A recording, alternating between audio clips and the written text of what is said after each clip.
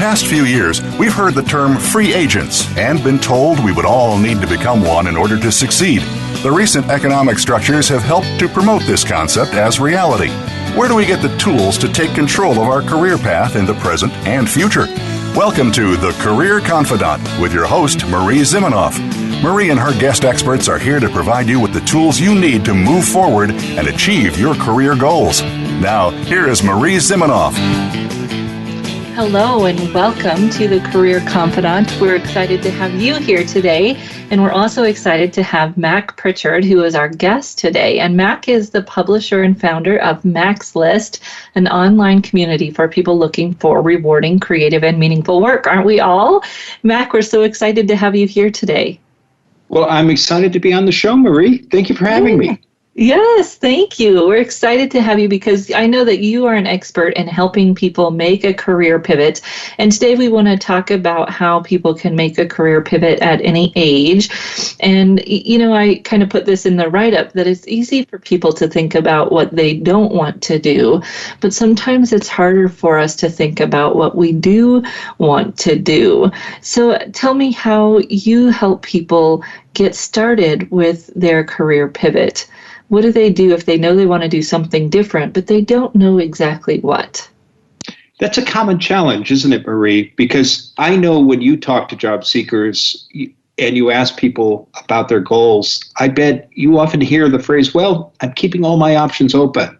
Is that an answer you hear a lot? Right. Or I know what I don't want to do. I don't want this. I don't want that. I know. And I appreciate the sentiment behind that because people do want to be open to new opportunities. The challenge, of course, is when you say I'm keeping all my options open and you're struggling with getting clear about what you want, you make it really difficult for people to help you, especially when you want to make a career pivot. So I say all that, Marie, because the first step is to get clear about your goals. And whether you're doing a job search or you're making a career pivot, you got to know what you want. And I know that's hard work because all of us have a lot of different talents and interests, but you really do need to have a short list of 2 or 3 goals that excite you and opportunities that you want to pursue. Because when you do that, you have a much less painful job search, especially when you're making a career pivot, but you also make it so much easier for people to help you. Yeah, and the challenge there, or sometimes the fear for people, is that if they have a focus, it means that they have less options, right? They have fewer options because they've narrowed down their options, and there's a lot of fear around that. There is, and I'm glad you brought that up because I think that's a lot of what drives people when they do say, I want to keep my options open. Nobody wants to miss out on a golden opportunity. But I find when I talk to job seekers that when I help them get clear about their goals, it's usually a short list of 3 or 4 things. And as they get even clearer about the goal that interests them the most, get excited and energized, and their job search goes a lot easier and faster, especially when they're making a career pivot. And once they land that position, because they're clear on their goals, they're not only happier and more engaged in their work, they're much more successful. So what are some of your top tips for people in getting that clarity and getting that focus, getting it down to 2 or 3 options? I think it begins with self-assessment, and there are many good tools out there like Strength Finders. There are exercises you can do with a career coach. You can contact your career services office at the university where you went to school, or even get in touch with the local employment office in your state. They've all got tools and processes that can help you get clarity about your goals. It takes some work, and it's again hard work, but I think you've got to make the investment in doing that.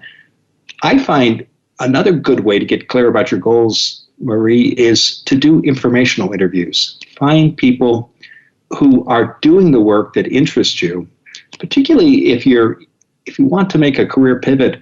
Say you're in the corporate world and you want to work in the nonprofit sector. find people who have made that switch. Talk to them about the challenges they faced, the motivations that drove them, and most importantly, how did they overcome the objections that employers might have about someone with their background and skills? What were the points that they made in job interviews and in application materials that were persuasive to employers? Learn from others' experiences.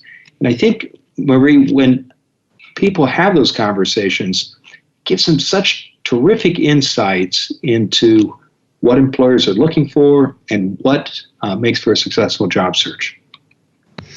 Good. So they can do some maybe self-exploration to figure out what it is that they're looking for, and then find some folks that are in that field to go and chat with.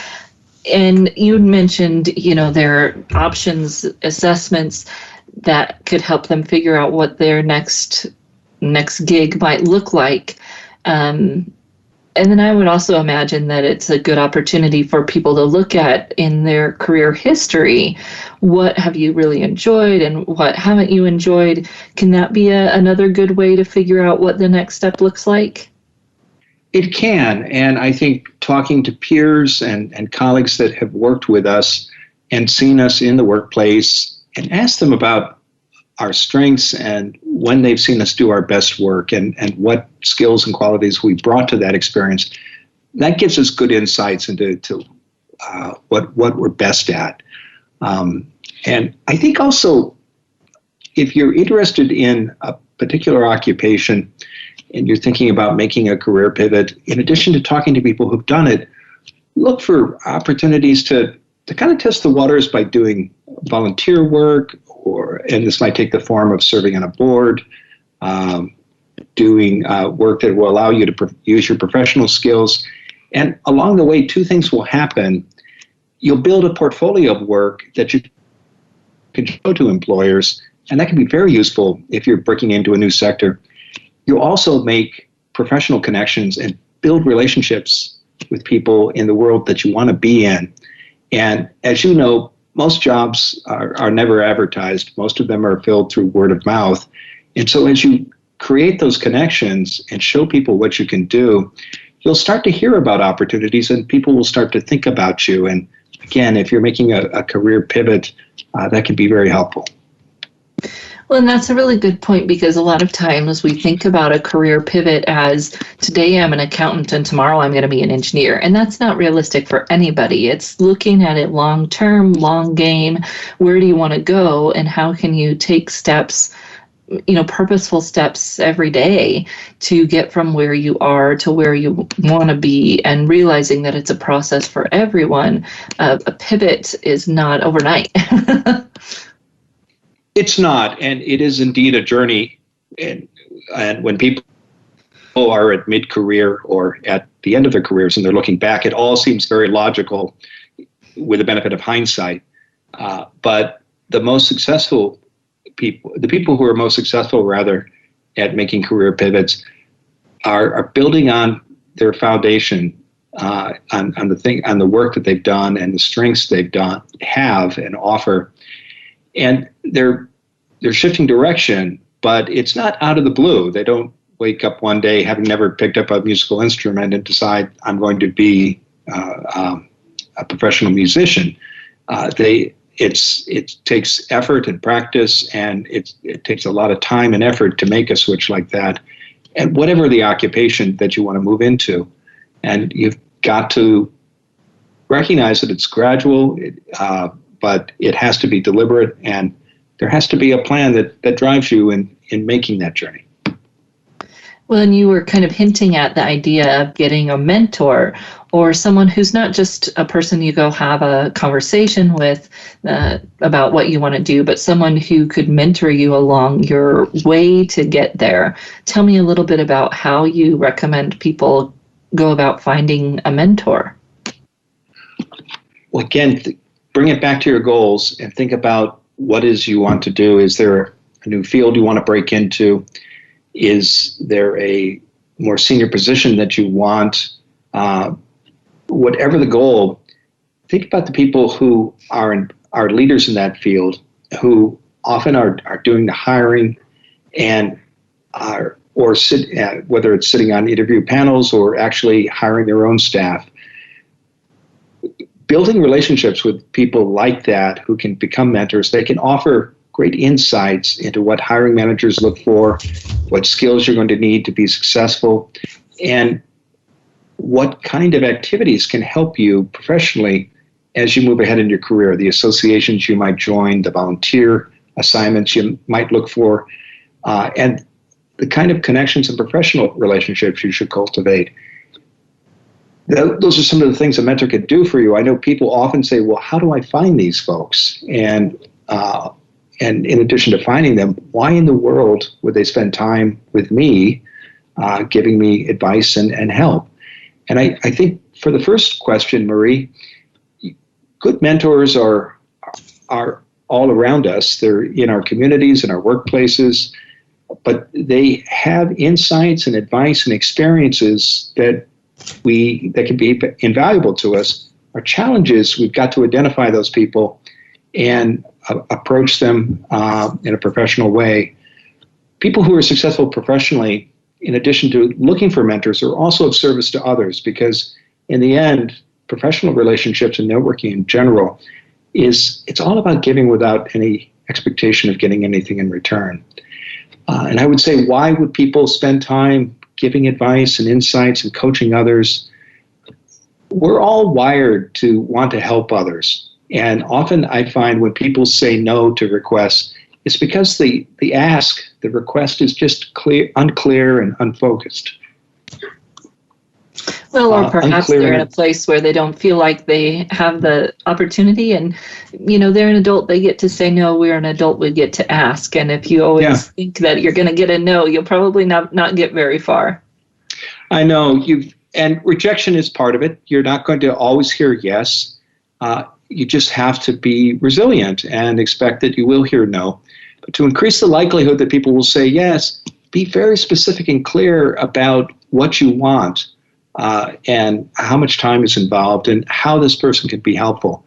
Because again, if you know what you want and you're able to share that with others, I found that people often will say yes and rarely say no. Yeah, so we're going to take a short break, I think, to kind of close out that point, and we'll start there again when we come back. We're not asking them for a job, right? We're asking them to be our mentor, our guide, to give us advice, and people love to give advice. So we'll be right back in just a few minutes and continue talking with Mac about how you can make a career pivot at any age.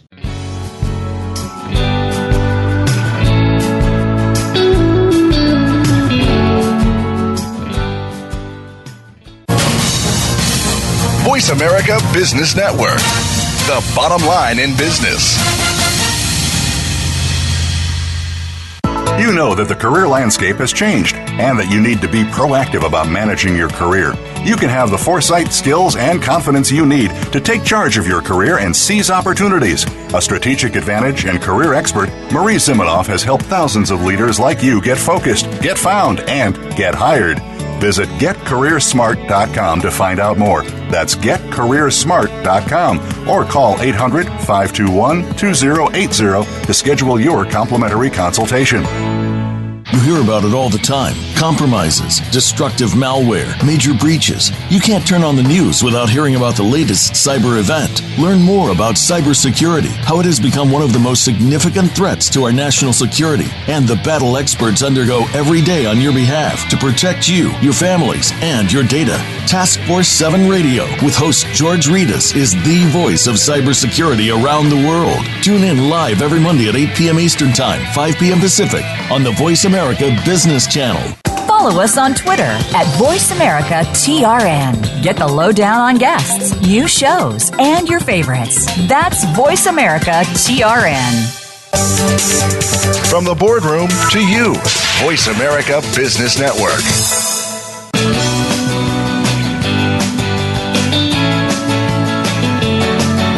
You are tuned in to The Career Confidante with Marie Zimenoff.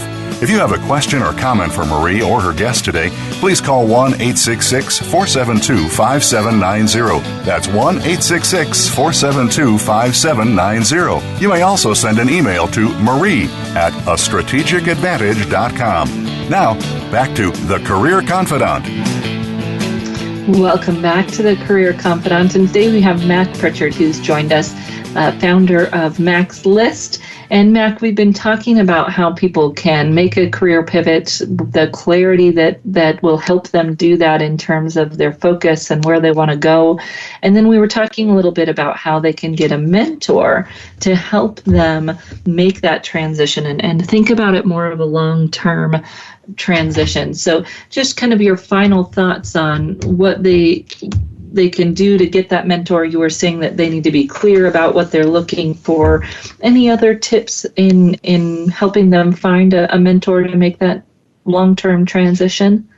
Recognize that you don't have to rely, one person alone isn't going to have all the answers to all your questions. And so I think often, Marie, people, when they hear mentor, they think of the character Yoda from Star Wars, and so you're looking for some all-wise guru, and there are people like that. But I find when talking to job seekers or people thinking about their career, they've got very practical questions, and often they don't need to build a lifetime relationship with an advisor. It could be just a series of meetings that are based on, again, those very practical questions you have about making a career pivot, or perhaps you want to move to a different part of the country, or you're thinking about a promotion.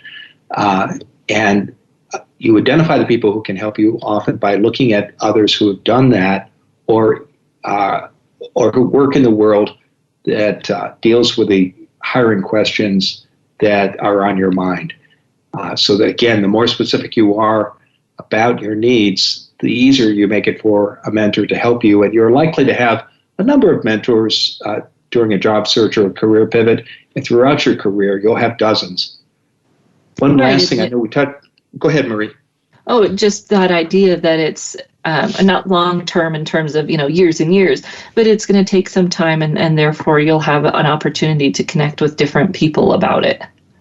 Exactly. And I would add, too, in addition to looking for mentors, you should always be thinking about how you can serve the mentors and other people in your network, because good professional relationships are a two-way street. It's not about asking and taking.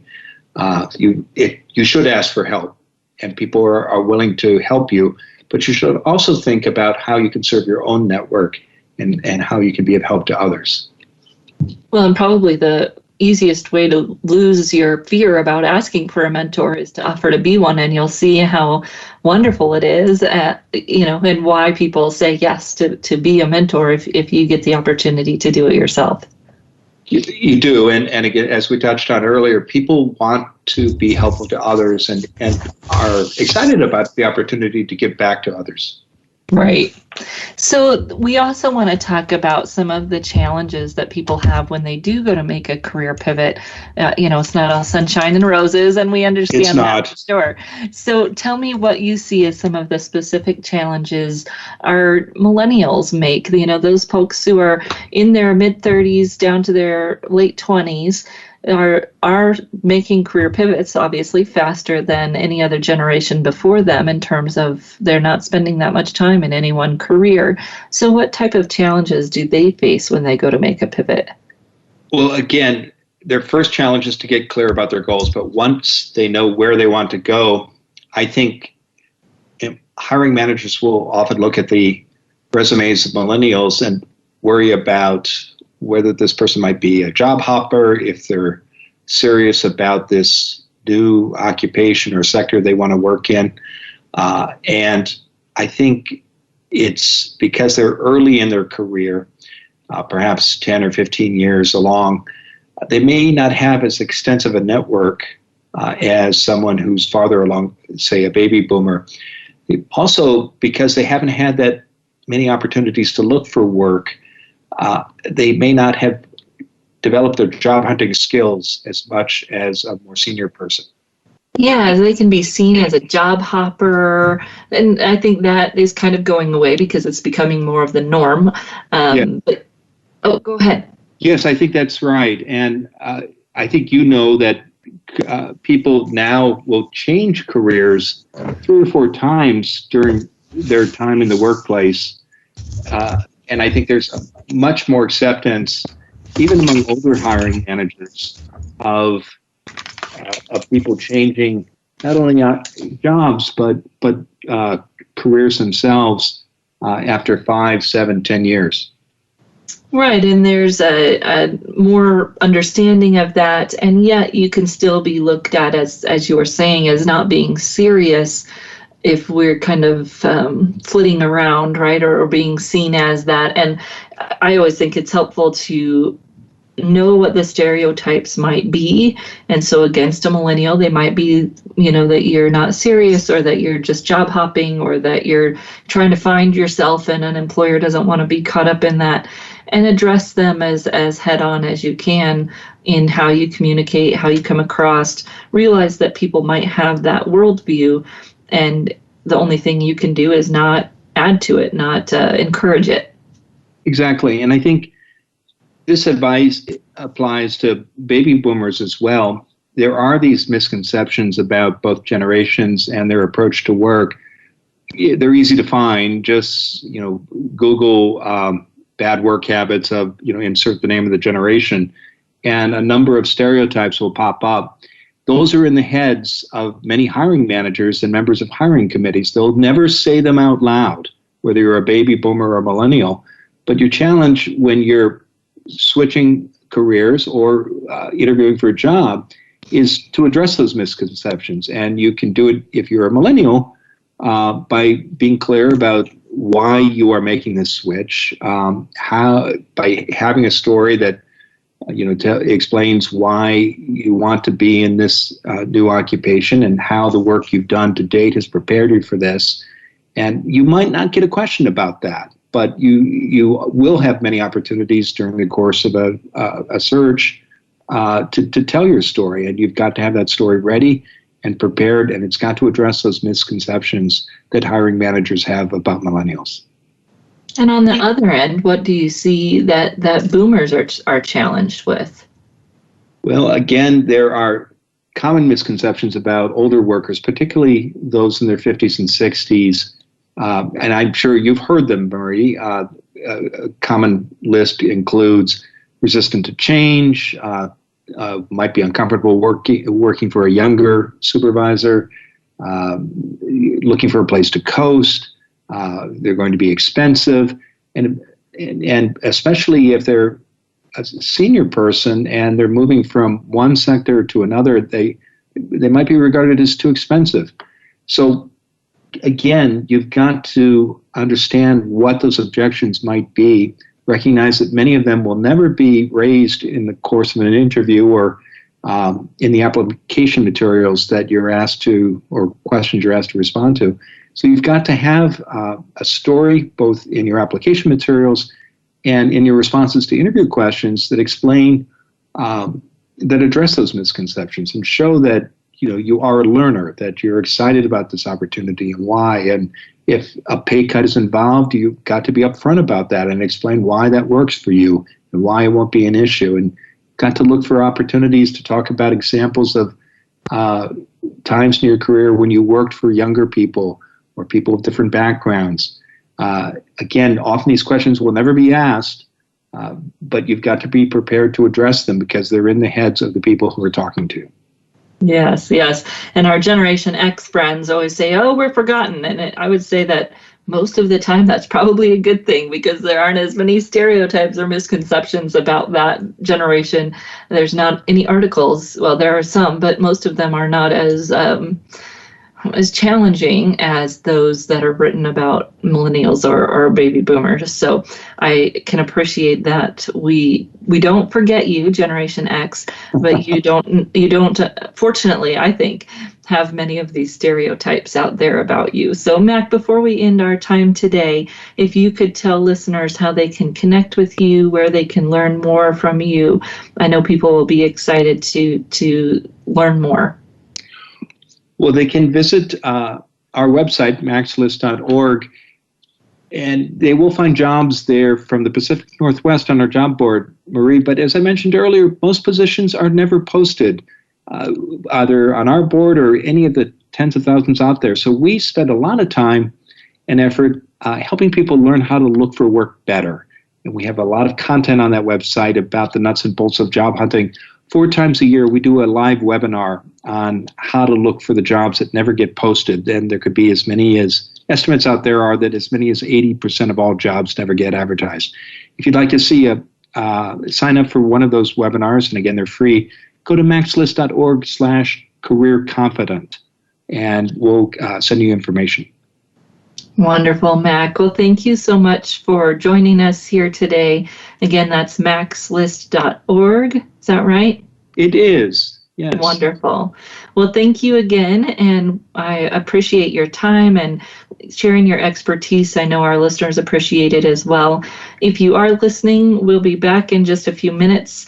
As you know, Mac will sign off, but I'll come back here and I'm going to walk you through more detail, more step-by-step, how you can achieve some of the goals that we talked about today in terms of focusing your career and doing the connections that might help you make that pivot. So we'll say goodbye to Mac, but we'll be right back here on the Career Confidant in just a few minutes.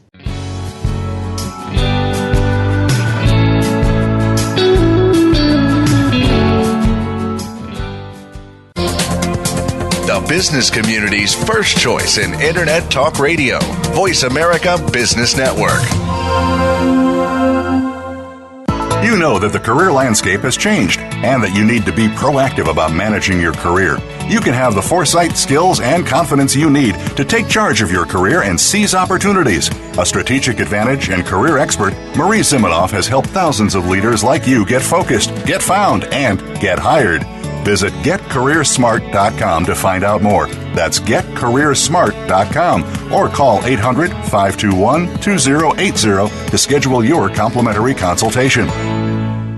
Today we live in a truly global environment. Business can more easily be conducted now in almost any part of the world. How do you, as a business owner or professional, navigate the ever-changing business landscape? Tune in to Leadership Beyond Borders with host Kimberly J. Lewis. With a worldwide resource of guests, you'll find out what opportunities and challenges surround diverse and virtual organizations. Listen live every Tuesday at 3 p.m. U.S. Pacific Time on the Voice America Business Channel. Have you tapped your full potential as a leader? Sometimes you have to go a little deeper and connect with your inner force. Join host Angela King as she invites you to discover something that already lies within you and helps you become a better leader. Your most important connection is the one you have with yourself. It's time to connect, ignite, and rise. It's time for Inner Force. Tune in live every Tuesday at 1 p.m. Pacific Time and 4 p.m. Eastern Time on the Voice America Business Channel. Think you've seen everything there is to see in online television? Let us surprise you. Visit voiceamerica.tv today for sports, health, business, and more on demand 24/7. Voice America Business Network, the bottom line in business.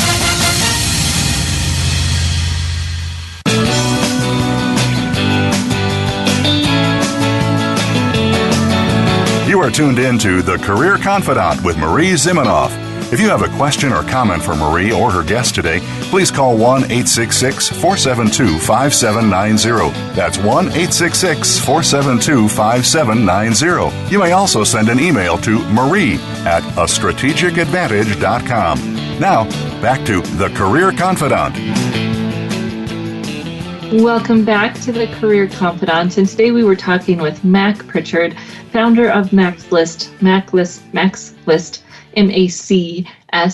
list.org, and he helps job seekers find work and figure out really how to tap that hidden job market, those 80% of positions that are never posted. And he started today by talking about getting focus. And if you've listened to this show at all, you know that that's one of my areas of passion. So we'll dive in a little bit more there and talk about how you can get focus. What does that look like? What does that mean? How do you put a process around that? I tell you to start with your what, where, how, and why. That what being, what do you want to do? What skills do you want to use on a regular basis? What type of work do you see yourself doing? every day? What do the tasks look like at your work? What that you want them to look like at your work anyways. And the way that I typically help people start there is by looking at their past work history. What tasks did you enjoy doing? What tasks give you energy?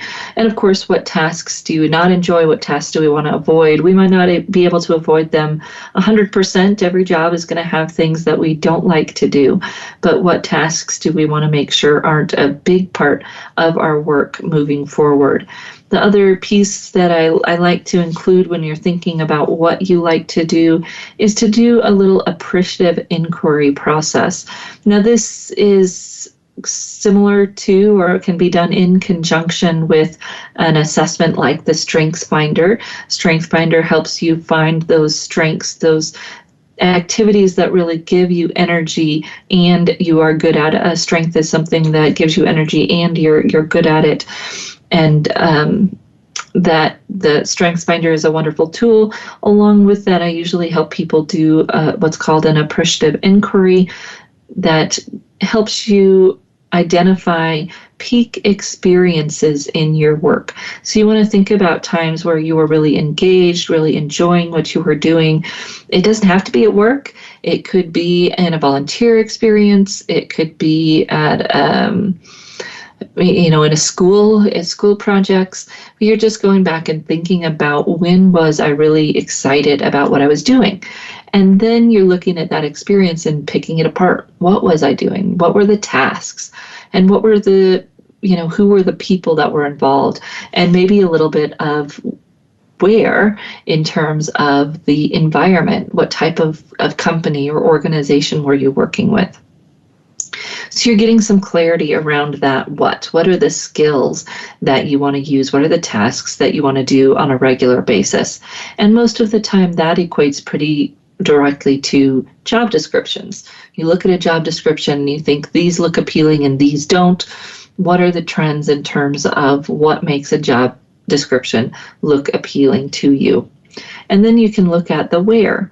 Where do you want to work? What types of organizations? Is it a big company, small company? Why? Is it with an engineering firm versus healthcare? And why? What types of people do you want to be around every day? That helps you define some of the where. Or what types of products or services you want to be involved with every day. That can help you define those target organizations, target companies, i.e. your where. Then we look at the why. So what is it that you want out of work? Is it that you like a challenge, you like adventure, you like stability, you like a high-paying job, you like a job where you get to help people? What is it about work that makes it fulfilling for you? And sometimes you can also get some of that as you're looking at your peak experiences and thinking about why they were a good fit for you. Sometimes people call those your values, your work values. Work values are different than your, moral values. It's what do you value in work? What makes work valuable to your life? Those can range for people from, work is, I need to make this certain amount to be able to do the other things I want to do or to be able to take care of my family, to work is me saving the world, leading a nonprofit, and anywhere in between. What is it that work brings to your life? And that's your why. Then you have your how, and this is a little bit more about how you like to work. Do you like to work in groups? Do you like to work alone? Do you like to work virtually? Do you want to work in an office? What does that work environment look like in terms of who you're working with and how they work together? A little bit more challenging maybe to put your fingers on, and sometimes it kind of comes along with defining the other three. When you know those things, when you have pretty good clarity about your what, where, and when specifically, it'll be much easier for you to talk to others about what you're looking for. And this is where the pivot piece comes into play, that most of the time we're not looking to make a 180-degree transition. That's a lot of work for people, and it's not realistic for most people. What we're looking to do really is make a pivot, make a small change, make a change that helps us move more in the direction that we want to move longer term. And when we think about career change that way, it makes it a lot more palatable for us and for the people who will hire us to do that next job. It's not only a challenge for you to make a 180-degree change, it's challenging for the people who are going to hire you because they're taking a big risk that you will be able to do that job when you haven't ever done anything, maybe even close to it before. It's not realistic, and honestly, it's not what we typically see when people are talking about a career pivot. They're really not talking about that big of a change, and sometimes we make it more than it is in terms of thinking about what that transition will look like or how big of a transition it is. We want to do pivots that move us in that direction kind of little by little, that are palatable to us and to the people that are going to hire us. Now, does that mean you can't make a bigger career pivot? Of course not. It just means that's not typically what I see when people are making a pivot. It's typically not as severe as they may have been thinking it would be or could be. And that's okay. That's a good thing. We often think about career transition as standing on the edge of this huge cliff and trying to figure out how we're going to make it over. And most of the time, the pivot really is building yourself a bridge from where you are to where you want to be, one step at a time. What's the next step look like? And as you do that, as you're thinking about making those steps, as Max said, it's putting the pieces together that help build that bridge. So can you do some volunteer work? Can you access a mentor?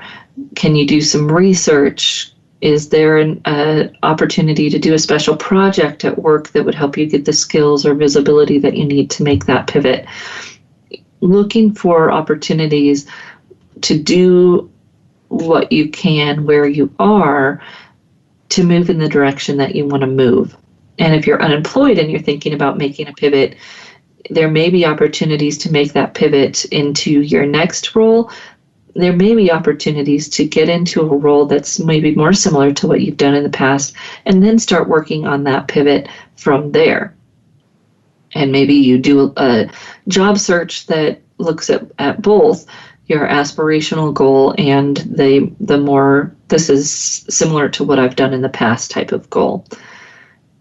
The idea with focus and with putting together a focus that is palatable to the people who are going to be hiring you is that then you can communicate that to the people around you in very good clarity so that they understand what you're looking for. And this is really important whether you're looking for a promotion or you're unemployed or looking to make a change to a new company.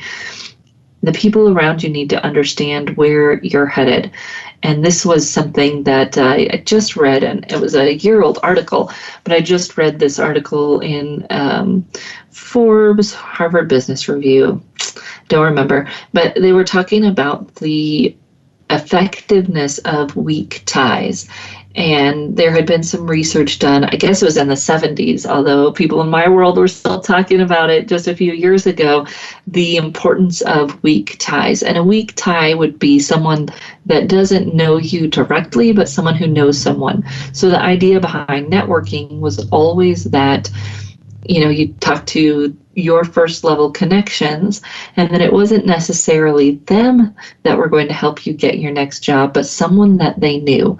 And networking was all about being clear about what you were asking for so that your first level connections could help you find the right weak ties. That is still important. However, this article was also talking about how very specific weak ties are more critical and more effective in helping you network towards your next position. And that those specific weak ties that added the most value was, not surprisingly, people that know the work that you do and are not only going to connect you to a weak tie, but be able to make that connection while speaking directly to your work products. So people that you've worked with before, customers, colleagues, bosses, those people who were really more visible to you at work, the people that they can introduce you to, the people that they can help connect you to, are going to be the most important weak ties. Now, that doesn't necessarily mean that the weak ties of all of our other networking first level connections aren't important. It's just that those are the most important weak ties. We have to be able to communicate to our first level connections what we want and what we're looking for, so that those first level connections can help us connect to the right connections, maybe one level out, maybe 2 levels out, etc. When you have that focus, it's a lot easier to get people to help you, and that's why it's so important. So we're going to take a short break. When we come back, we're going to dive a little bit deeper into this idea of counteracting stereotypes and what you can do, how you can have control over avoiding discrimination, whether that be because you're too young and you're a millennial or a Gen Z, or because you're quote unquote too old as a boomer in the workforce. So we'll be right back in just a few minutes.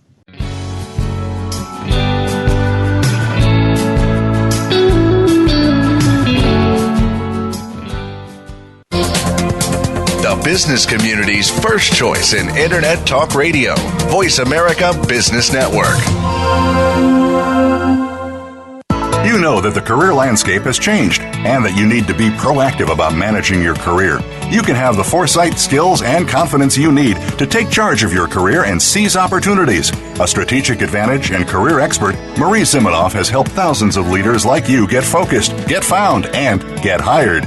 Visit getcareersmart.com to find out more. That's getcareersmart.com, or call 800-521-2080 to schedule your complimentary consultation. We hear it and read about it every day in the news. America is heading over a fiscal cliff. Home prices are still receding and unemployment growing. How can you preserve and increase your wealth in this kind of economy? Tune in to Turning Hard Times into Good Times with host Jay Taylor. Jay will explain the decline of our monetary system and the economy, and will give you winning investment ideas and the tools to protect and increase your wealth. Turning Hard Times into Good Times with Jay Taylor can be heard Tuesdays at 3 p.m. Eastern Time, 12 noon Pacific Time on the Voice America Business Channel. Many industries have been revolutionized by technology in the last decade. Books, music, TV, communications, and now it's happening to our money and the way we pay. Tune in to Breaking Banks with Brett King for a look at how technology and customer behavior will bring about more changes in banking in the next 10 years than in the last 200 years. Listen every Thursday at 3 p.m. Eastern Time, noon Pacific on Voice America Business Channel or on AM 1160 The Voice. You'll never look at your bank account the same again. Become our friend on Facebook. Post your thoughts about our shows and network on our timeline. Visit facebook.com/Voice America. When it comes to business, you'll find the experts here. Voice America Business Network.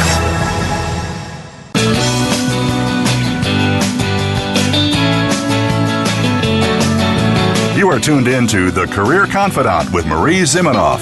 If you have a question or comment for Marie or her guest today, please call 1-866-472-5790. That's 1-866-472-5790. You may also send an email to marie@astrategicadvantage.com. Now, back to The Career Confidante. Welcome back to The Career Confidante. And today we've been talking about making a career transition. And early in the show had Mac's List founder, Mac Prichard, with us here on the show. And we talked a little bit about the challenges that people face when they're making a pivot, specifically when they might be a millennial who has certain stereotypes kind of set out against them. Thank you to our media for creating most of these, just in terms of the articles that are posted. Millennials are selfish, they're flighty, they're whatever you might be reading, then of course that gets stuck in a hiring manager's mind, especially if they're obviously not of that generation, and they almost can't help themselves if they aren't trained in recognizing their unconscious bias, almost can't help themselves in having formed opinions about who they're interviewing. Of course, the same can be true for baby boomers who might be seen as getting ready to leave the workforce, have that retirement mindset, coasting, or can't let go of control, whatever, depending on the age of the hiring manager that might be talking to them. And sometimes people discriminate against their own age group, right? So just because you're interviewing with another boomer doesn't mean they don't have some of these in their mind about you, even though you're their same age. And funny thing about unconscious bias and bias in general, of course, is that we all have them, and we all have something that someone else is biased against. Whether you're tall, short, skinny, fat, man, woman, old, young, it really doesn't matter. Most people have some kind of bias around one of those issues based on something that they've been brought up to believe or seen in their experience that they haven't paid enough attention to realize the truth behind it, and they've categorized it as being a male issue, a female issue, a thin issue, a fat issue, whatever it is. People have bias, and almost everyone has something that someone else has got a bias against. So when you come across these, or you think they might be getting in your way, best advice that I can give you is to lean into it. There you go. To recognize what it is, to pick it apart, and to make sure that you do everything you can do not to play into it or to directly refute it if possible. So sit down and think about it. If you've thought about people are discriminating against you because you're too young, what are all of the things that they might be thinking, or that you've heard people thinking, or that you've read in the media that people are thinking? Write it down and really think about it. They think that I am a job hopper. They think I need to be the CEO. They think I don't have a work ethic.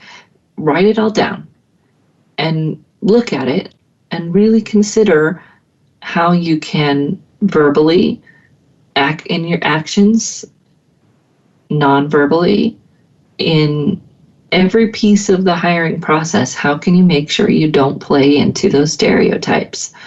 You may have to be very careful about the way you word things, about what you say.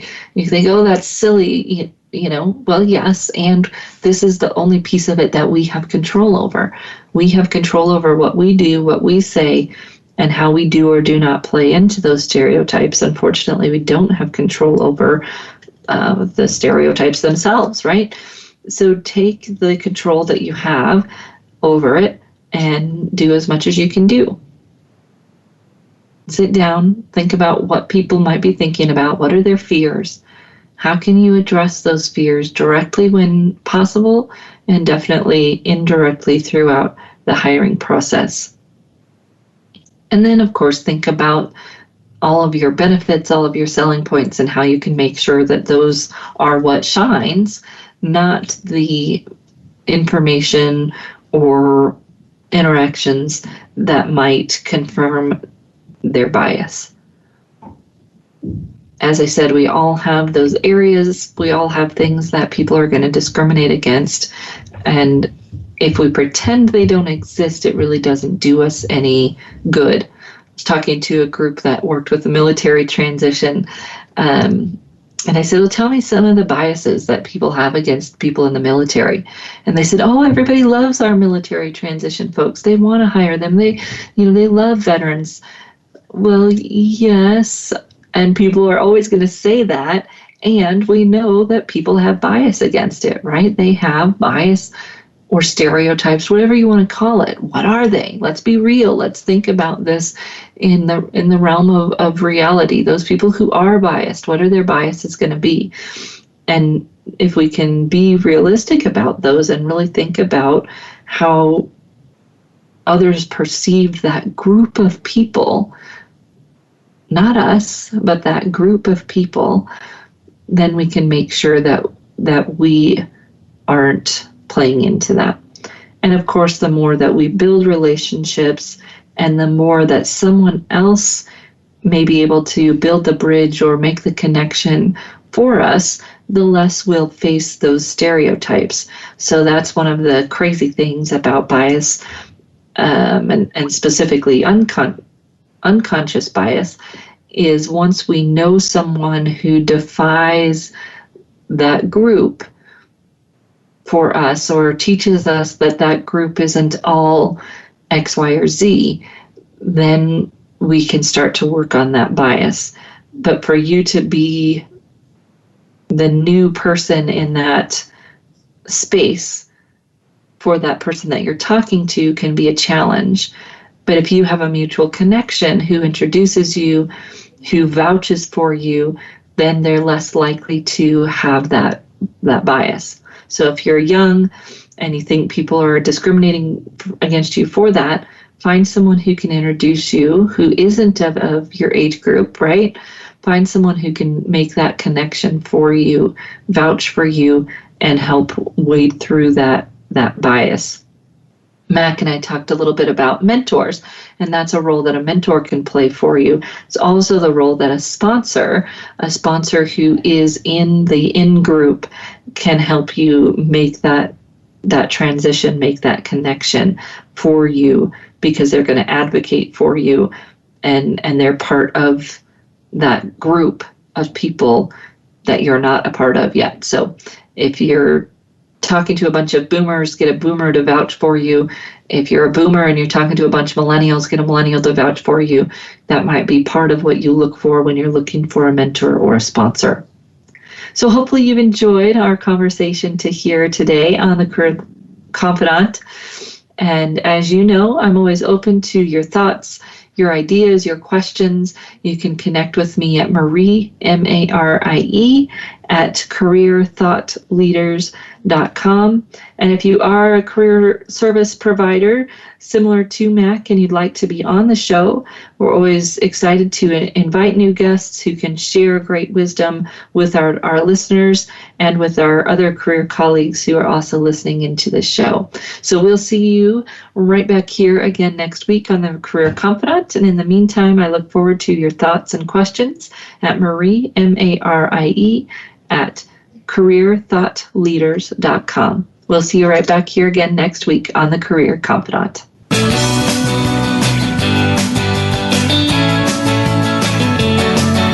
Thank you for listening to The Career Confidante. Marie Zimenoff will return again with another terrific guest next Monday at 6 p.m. Eastern Time, 3 p.m. Pacific on the Voice America Business Channel. Be sure to join us then.